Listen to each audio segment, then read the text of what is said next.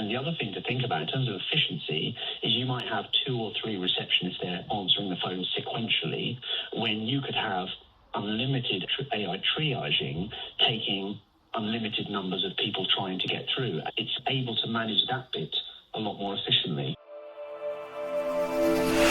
What do you think about this, Jamie? Do you welcome it? I like Claire. I run a company that helps businesses with AI and automation and stuff like that. I think this has the potential to be absolutely brilliant, kind of for 2 reasons. One is that I think we have to remember that this is just a triage. This is not replacing your doctor. So it's there to kind of help with the sheer volume of people trying to get through. You mentioned about trying to get through to the GP. I've given up trying to get through to my GP anymore. I'm in a fortunate position. There's a private one that we can use. So I'll do that because it's not worth the time and the effort. And I think there's probably other people who are better suited to have my appointment.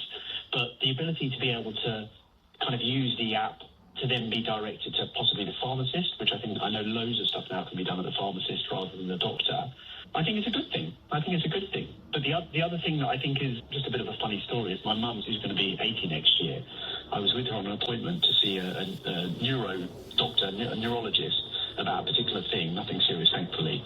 And after a lot of tests and conversations, he came back and said, well, I think you have this extremely rare type of whatever it was, kind of headache thing. And then she pulls out her phone and she goes, well, that's really funny. She goes, because you're right, ChatGPT told me that. Oh, interesting. I mean, Jamie, I think you're talking about that you go to a private GP because you've given, I know lots of people who do that. They think I literally can't get through to my GP. I can't get an appointment for love nor money, so I'll just go private.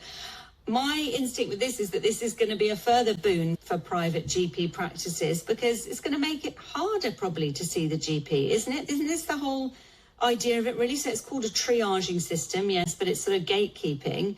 But presumably the system is, it's not going to be wanting to, GPs are at capacity anyway. It's not creating sort of more GPs. So it's going to be pushing a lot of people away from the appointment towards the pharmacy or care at home. I would look at it slightly differently, which is there's a limited number of GP receptionists who, bless them, are a breed unto themselves.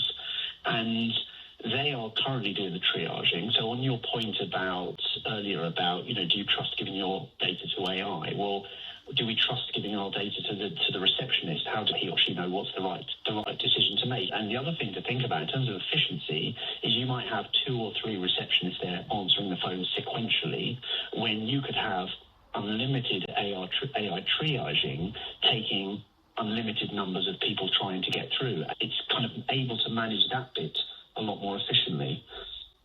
So could it go the other way then? Because I've been suggesting that this could be a sort of boon for the private GPs because it make it harder, but maybe people think if it's even easier to just get online. And surely people will be exaggerating their symptoms as well, Jamie. That's what I'm thinking. Because, you've got to sort of clear certain keywords. The AI will be looking for various keywords. And if you say, I don't know, I'm bleeding from somewhere or something like that, then, people might be canny as to how to get through the system and get to see a natural GP.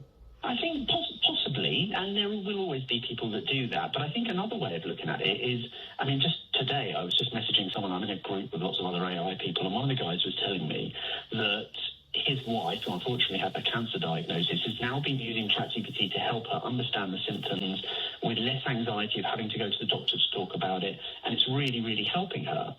So in some ways, maybe I think as time goes on, people are becoming more and more comfortable with using these chatbots to ask about symptoms, even mental health and things like that.